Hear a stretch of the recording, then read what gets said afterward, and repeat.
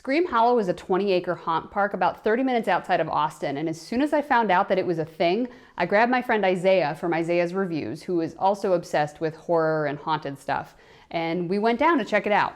The drive out there itself kind of sets a tone. It's a little bit spooky, especially for anybody that is more accustomed to city life. It kind of gets out into middle of nowhere and wide open country.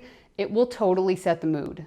As soon as you pull up to Scream Hollow, it's going to be immediately apparent that this is not just a show up, get scared, go home experience. This can be an entire evening. There's a giant commons area, there's live music playing, there's vendors, there's a vampire bar, a place where you can get snacks and baked goods, and just kind of a giant area where you can hang out. While you're hanging out, don't be surprised if some of the monsters decide to stalk you, try to scare you, or just sit and pretend like they're part of the group you came in with.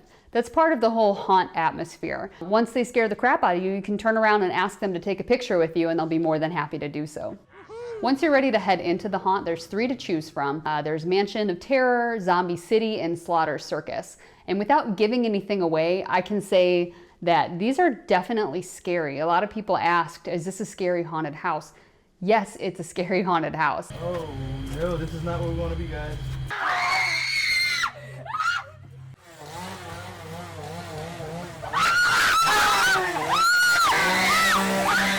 They do a really good job of luring you into like a false sense of calm or thinking that the big pop-out moment is done with, and that's not all that they have to offer. There's not just the loud noises, sometimes it's just a silent stalking while you're walking through the woods.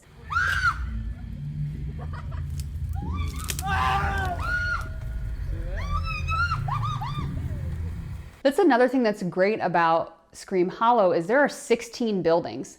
So you'll be walking through a haunted house and all of a sudden you're out in the forest. There'll be monsters coming after you, or you might just have a nice leisurely quiet stroll just enough to set you up for walking into another building that's completely dark. And thanks to the night vision, we got to see what was actually going on inside the room. Oh hell no, I can't see anything and it's hot. Someone's in here, I know. Nope, I can't see anything. Nope, there's somebody right there. The entire time you're in the haunts, you are aware that it is a safe environment. The actors are well trained, not only to make it a good experience and make it scary and fun, but you know going through that it is well monitored and that people do care about safety while you're inside.